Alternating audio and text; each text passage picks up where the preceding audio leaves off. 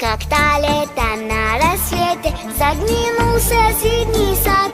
Там смуглянка, молдаванка собирает виноград. Я краснею, я бледнею, захотела вдруг сказать: стань над рекою, зорки летние светят. А смуглянка, молдаванка отвечала полну: Жоңата негрлердің пудрасы болау?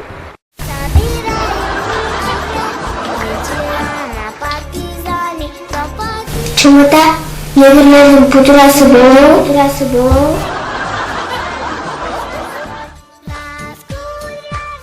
Жоңата негрлердің пудрасы болау?